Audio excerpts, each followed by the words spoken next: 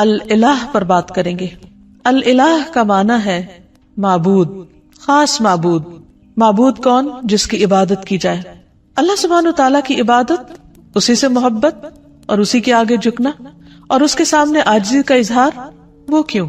وہ اس لیے کہ انسان اپنی فطرت کے اعتبار سے مجبور ہے کہ وہ اپنے سے بڑے کے آگے جھکے۔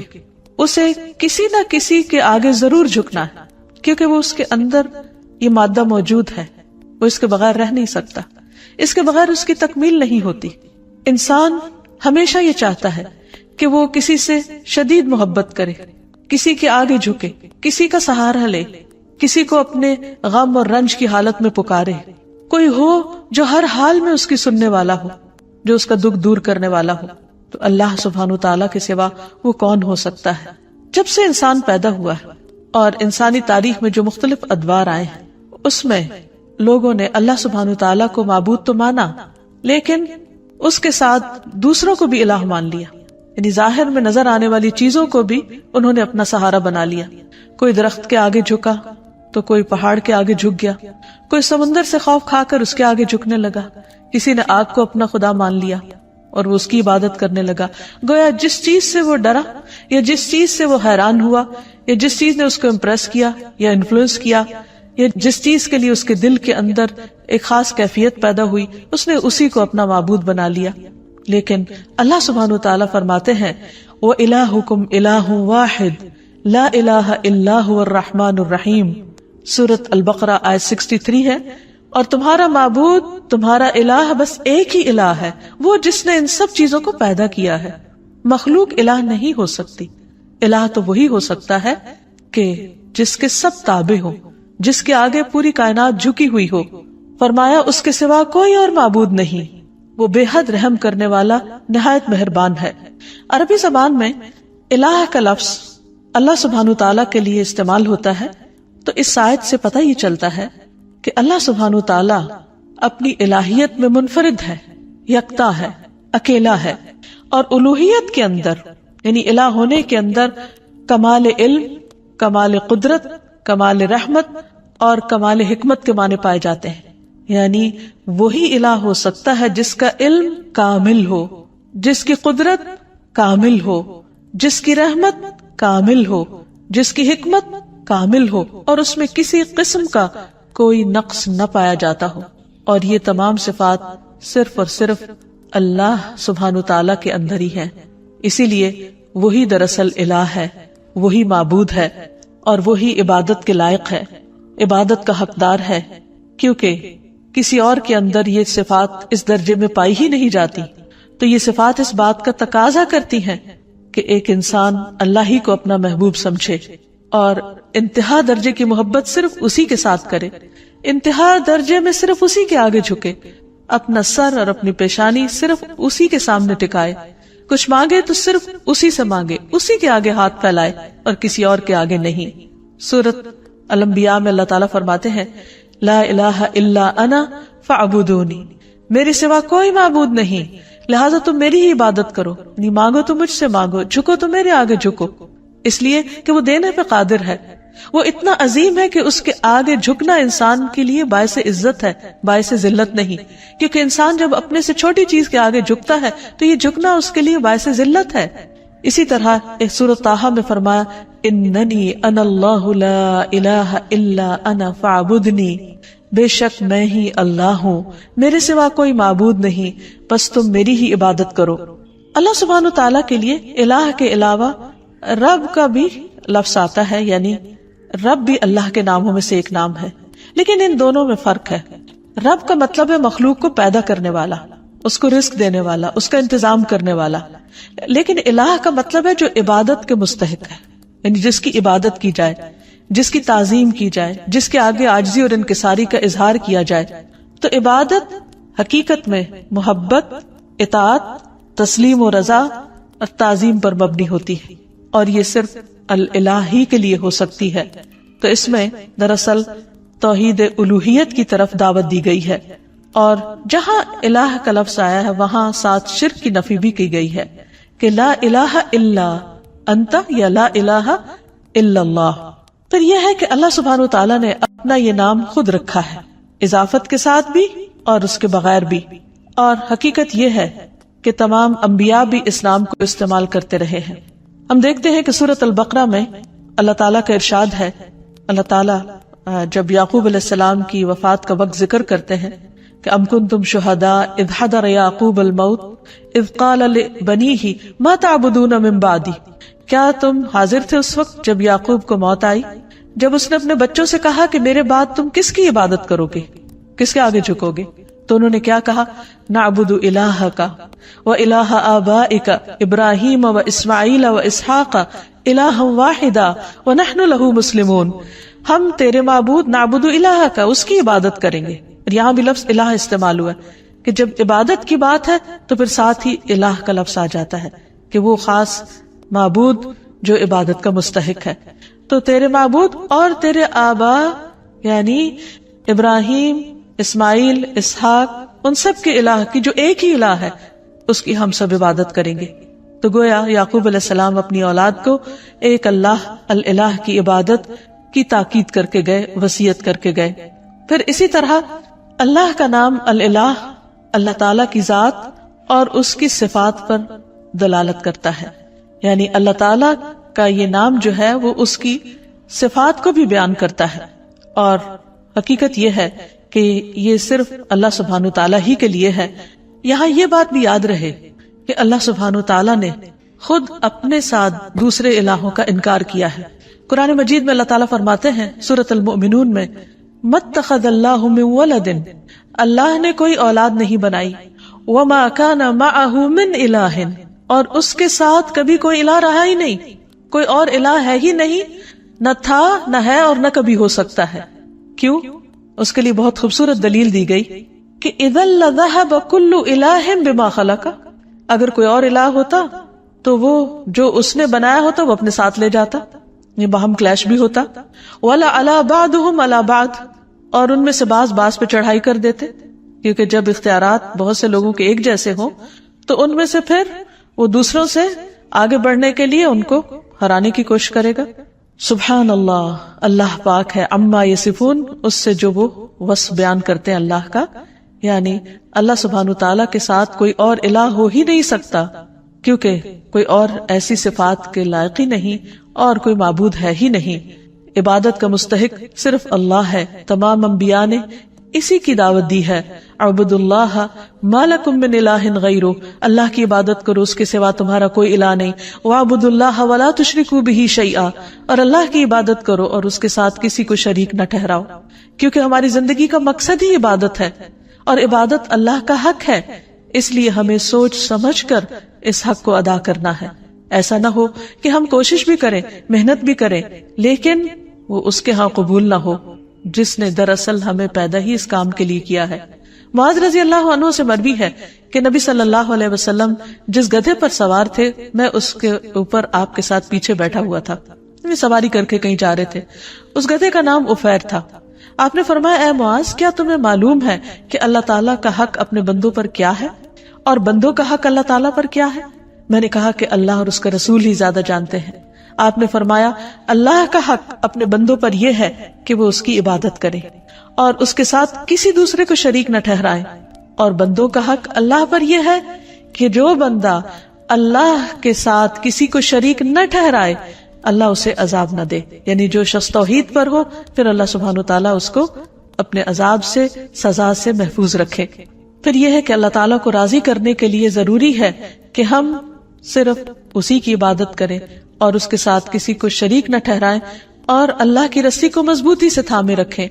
اور کسی تفرقہ بازی کا شکار نہ ہو۔ پھر یہ بھی یاد رہے کہ جو شخص اللہ کو اپنا الہ مان لیتا ہے وہ سلامت رہتا ہے۔ قرآن مجید میں آتا ہے، الذین آمنوا ولم یلبسوا ایمانہم بظلم اولئک لہم الامن وہم مہتدون، جو لوگ ایمان لائے پھر اپنے ایمان کو ظلم یعنی شرک سے آلودہ نہیں کیا، یعنی اللہ کا حق کے عبادت کسی اور کو نہیں دیا، اس کے ساتھ کسی اور کو شریک نہیں کیا عبادت میں، یہی لوگ قیامت کے دن امن میں رہیں گے اور دنیا اور آخرت میں یہی لوگ ہدایت یافتہ ہوں گے۔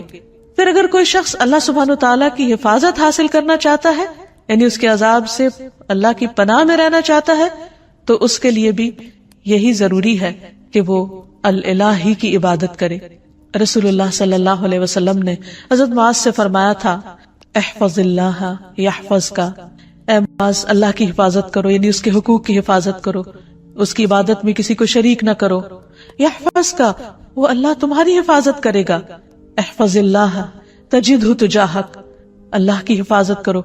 یعنی اللہ کے حق کی حفاظت کرو. تجدہ تجاہک، تم اسے اپنے سامنے پاؤ گے. پھر جب تمہیں اس سے کوئی کام ہوگا، ضرورت ہوگی، تم اس کو پکارو گے، اور پکارنا بھی تو عبادت ہے، تو وہ تمہاری پکار سنے گا، تمہاری مدد کرے گا اور تمہاری محتاجی کو بھی دور کرے گا. عام طور پر ہم یہ سمجھتے ہیں کہ اگر ہم اللہ سبحانہ تعالیٰ کی عبادت کریں گے تو شاید زندگی ہم پر مشکل ہو جائے، ہمارے حالات تنگ ہو جائیں، یا پھر ہمارے لیے دنیا کے کام کاج کا وقت نہ بچے. حالانکہ حقیقت اس کے برعکس ہے. اللہ تعالیٰ فرماتے ہیں، حدیث قدسی ہے، اے ابن آدم، یعنی اے آدم کی اولاد، تم اپنے آپ کو میری عبادت کے لیے فارغ کر لو، یعنی میری عبادت کے لیے بھی وقت نکالو، میں تمہارے دل کو بے نیازی سے بھر دوں گا، یعنی تمہیں ایک خاص قسم کی سیٹسفیکشن عطا کروں گا. ورنہ بعض اوقات کیا ہوتا ہے، انسان کے پاس بہت کچھ بھی ہوتا ہے لیکن اس کے دل کو اطمینان نہیں ہوتا، اس کے اندر ایک ویکیوم سا ہوتا ہے، اس کے اندر ایک خلا ہوتا ہے، اس کے اندر اطمینان نہیں ہوتا. وہ بہت کچھ کرتے ہوئے بھی یوں سمجھتا ہے کہ جیسے وہ کچھ کر نہیں پا رہا، اسے اپنا مطلوب حاصل نہیں ہو رہا، کیونکہ مطلوب حاصل اسی وقت ہو سکتا ہے جب وہ اللہ کو اپنا مطلوب بنائے اور اس کی عبادت کرے. تو اللہ تعالیٰ کا یہ وعدہ ہے کہ جو شخص اللہ کی عبادت کے لیے وقت نکالے گا، مثلا وقت پر نماز پڑھے گا، وقت پر اپنے فرائض ادا کرے گا، اللہ سبحانہ وتعالیٰ اس کے دل کے اندر ایک غنا پیدا کر دیں گے اور تمہارا فقر یعنی محتاجی دور کر دوں گا، وہ خلا دور کر دوں گا. لیکن اگر تم ایسا نہیں کرو گے تو میں تمہارے دونوں ہاتھ کاموں میں مشغول کر دوں گا، انتہائی مصروف ہو جاؤ گے، اور اس کے باوجود تمہارا فقر، تمہاری محتاجی، تمہاری ضرورت دور نہیں ہوگی. یعنی خواہ انسان کے پاس کتنا کچھ بھی ہو، اس کے اندر یہی ایک احساس ہوگا کہ ابھی میرے پاس کچھ نہیں. سب کچھ ہوتے ہوئے بھی اس کو اللہ کی نعمتیں یاد نہیں رہیں گی، اور اس کے دل کے اندر ایک خوف اور ایک پریشانی اور ایک بے چینی سی رہے گی. اس کے برعکس جو لوگ عبادت کریں گے وہ دنیا میں بھی مطمئن رہیں گے اور آخرت میں بھی اللہ کے عرش کے سائے میں اور جنت میں ہوں گے. نبی صلی اللہ علیہ وسلم نے فرمایا 7 قسم کے لوگوں کو اللہ تعالیٰ اس دن اپنے عرش کے سائے تلے جگہ عطا فرمائیں گے جس دن اس کے سائے کے سوا کوئی سایہ نہ ہوگا. ان میں سے ایک وہ نوجوان جس کی جوانی اللہ کی عبادت میں گزری، کیونکہ بہت سے لوگ جوانی کی حالت میں اللہ تعالیٰ کی طرف رجوع نہیں کرتے. وہ سوچتے ہیں کہ جوانی تو دنیا میں انجوائے کرنے کے لیے ہے، دنیا کمانے کے لیے، جب سب کچھ کر چکیں گے، جب سارے شوق پورے کر لیں گے تو ہاں پھر بڑھاپے میں اللہ کی عبادت کے لیے اپنے آپ کو فارغ کر لیں گے، ریٹائرمنٹ کی عمر میں پھر عبادت ہو جائے گی. نہیں، ہمیں نہیں معلوم کہ ہم ریٹائرمنٹ کی عمر کو پہنچتے ہیں یا نہیں، بڑھاپے والی زندگی ملتی بھی ہے یا نہیں، اور اگر ملے بھی تو وہ اپنے 700 تکلیفیں لے کر آتا ہے، پھر وہ تو سب سے نکمی عمر ہوتی. تو کیا کسی مومن کو یہ زیب دیتا ہے کہ وہ اپنی زندگی کا بہترین حصہ تو اس فانی دنیا کے لیے خرچ کرے، اس فانی دنیا میں استعمال کرے، اور اپنی زندگی کا نکما حصہ اللہ سبحانہ وتعالیٰ کو دے؟ تو اسی لیے جو لوگ اپنی زندگی کا بہترین حصہ یعنی جوانی اللہ کی عبادت میں گزاریں گے، اللہ تعالیٰ کی طرف سے عائد کردہ جو فرائض ہیں ان کو پورا کرتے ہوئے گزاریں گے، اللہ تعالیٰ کی اطاعت اور فرما برداری میں گزاریں گے، تو اللہ سبحانہ وتعالیٰ قیامت کے اس طویل دن جو ایک دن 50,000 سال کا ہے، جس دن سورج بہت قریب آ چکا ہوگا، اس دن اللہ تعالیٰ ایسے لوگوں کو اپنے عرش کے سائے تلے جگہ دیں گے. نبی صلی اللہ علیہ وسلم نے یہ بھی فرمایا، جو شخص اللہ کی عبادت اس طرح کرے کہ اس کے ساتھ کسی کو شریک نہ کرے، اور شرک کرنے میں صرف ایسا نہیں کہ غیر اللہ یا ایسے آبجیکٹس کی پوجا کرنا جو اللہ نے تخلیق کیے ہیں، بلکہ اس میں ریاکاری کرنا، شو آف کرنا، لوگوں کو خوش کرنے کے لیے دین کے کام کرنا. اگر انسان صرف اور صرف اللہ کی رضا کے لیے اچھے کام کرتا ہے، نماز قائم کرتا ہے، زکوٰۃ دیتا ہے، اللہ کی بات سنتا ہے اور مانتا ہے، تو اللہ تعالیٰ اسے جنت کے 8 دروازوں میں سے داخل ہونے کا اختیار دے دے گا کہ جس سے چاہو چلے جاؤ، جو تمہیں پسند ہے اس سے اندر آ جاؤ. یعنی کس قدر شاندار ویلکم ہوگا ایسے شخص کا جو دنیا میں شوق سے، رضا سے، خوشی سے اللہ کی طرف دوڑتا ہے، اللہ کی عبادت کرتا ہے. تو یہاں یاد رہے کہ عبادت کے 2 اہم اصول بھی ہیں. اور جب تک یہ دو چیزیں عبادت میں شامل نہ ہوں اس وقت تک عبادت کا حق ادا نہیں ہوتا۔ پہلی چیز اخلاص ہے کہ انسان جو کچھ اللہ کے لیے کرے بس وہ پھر اللہ ہی کے لیے کرے، کسی اور کے لیے نہیں کرے، اس کی نیت صرف اللہ کے لیے خالص ہو، وہ اس کو خوش کرنے کے لیے، اس کی رضا کے لیے، اس کی محبت حاصل کرنے کے لیے، اس کے دیدار کی خاطر ہر عمل کرے۔ اور دوسری چیز، جس چیز کو وہ خاص عبادت سمجھ کے کرتا ہے اسے رسول اللہ صلی اللہ علیہ وسلم کے طریقے کے مطابق کرے، کیونکہ جب عمل خالص ہوگا تو وہ اس کی باطن کی خوبصورتی کی دلیل ہے۔ اور جو شخص سنت کی پیروی کرتا ہے تو نبی صلی اللہ علیہ وسلم کا عمل سب سے خوبصورت عمل تھا۔ اللہ سبحانہ وتعالی نے آپ کو اسوۃ حسنہ بنا کر بھیجا، لقد کان لکم فی رسول اللہ اسوۃ حسنہ، تمہارے لیے اللہ کے رسول صلی اللہ علیہ وسلم کی زندگی میں خوبصورت نمونہ ہے۔ تو یہ خوبصورت نمونہ جب کوئی شخص اختیار کرتا ہے تو اس کی زندگی حقیقت میں خوبصورت ہو جاتی، اس کے سارے اعمال، اس کے طور طریقے خوبصورت ہو جاتے ہیں، اور ایسا شخص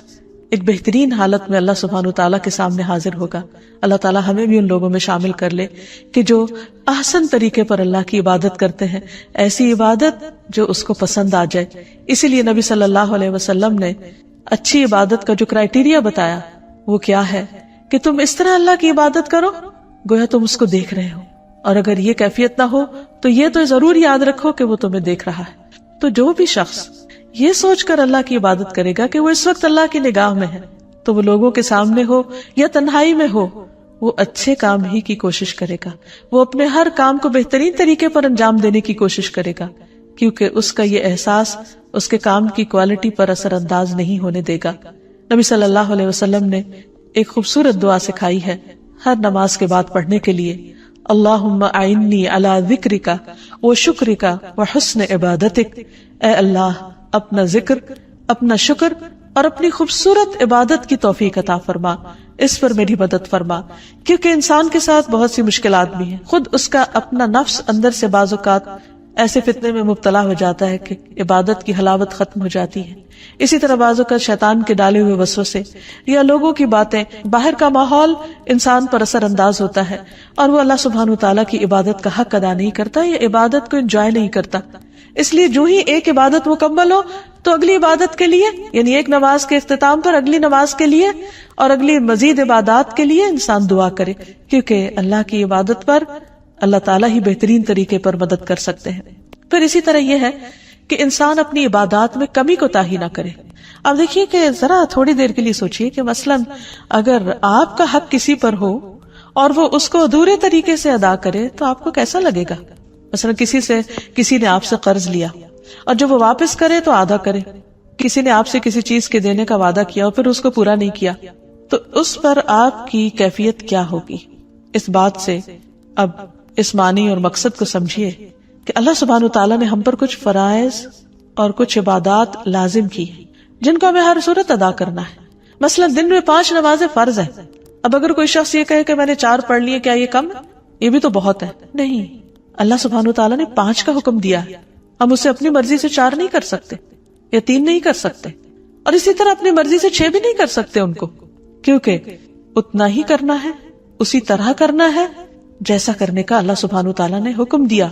تبھی عبادت کا حق ادا ہوگا۔ عبادت کا مطلب ہوتا ہے مکمل اطاعت، اور اگر ہم بات ہی نہیں مان رہے تو پھر اپنی مرضی سے جو بھی چاہیں کریں وہ عبادت شمار نہیں ہوگی۔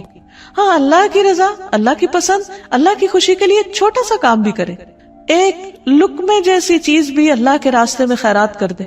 اللہ سبحانہ وتعالیٰ اسے خوشی سے قبول کرتے ہیں اور اسے بڑھاتے ہیں، حتیٰ کہ ایک لقمہ بہت پہاڑ برابر کر دیتے ہیں اجر و ثواب کے اعتبار سے، کیونکہ وہ صرف اللہ کے لیے دیا گیا، وہ صرف اللہ کی رضا اور اللہ کی خوشی میں اللہ کی خاطر خرچ کیا گیا، تو اللہ سبحانہ وتعالیٰ اس کی بہترین طریقے پر قدردانی فرماتے ہیں۔ تو ہمیں نہ عبادت میں اضافے کا حق حاصل ہے اور نہ عبادت میں کوتاہی کا۔ یہاں یہ یاد رہے کہ اللہ سبحانہ وتعالیٰ نے ہم پر جو عبادت فرض کی ہے، ہمیں اس میں اختیار نہیں دیا گیا کہ ہم اپنی مرضی سے اس عبادت میں کچھ اضافہ کر دیں یا پھر اس میں کچھ کمی کر دیں، کیونکہ عبادت کی اصل روح اطاعت ہے، فرما برداری ہے، اللہ کے حکم کی تابع داری ہے۔ انس رضی اللہ عنہ سے مروی ہے کہ ایک آدمی نبی صلی اللہ علیہ وسلم کی خدمت میں حاضر ہوا اور عرض کی، اے اللہ کے رسول صلی اللہ علیہ وسلم، یہ بتائیے کہ اللہ تعالیٰ نے کتنی نمازیں فرض کی ہیں، یعنی جن کی پابندی ہم پر لازم ہے۔ آپ نے فرمایا اللہ نے اپنے بندوں پر 5 نمازیں فرض کی. اس نے پوچھا ان سے پہلے یا بعد میں تو کوئی نماز فرض نہیں، یعنی ان کے علاوہ فرض کے درجے میں تو نہیں کچھ. آپ نے 3 بار یہ فرمایا کہ اللہ نے اپنے بندوں پر 5 نمازیں فرض کی ہیں. اس پر وہ کہنے لگا اس ذات کی قسم جس نے آپ کو حق کے ساتھ بھیجا ہے، میں اس میں کسی قسم کی کمی یا زیادتی نہیں کروں گا، یعنی 5 سے کم 4 بھی نہیں پڑھوں گا اور 5 سے زیادہ 6 بھی نہیں پڑھوں گا، بس اتنی ہی پڑھوں گا جتنی اللہ تعالیٰ نے مجھ پر فرض کی ہے.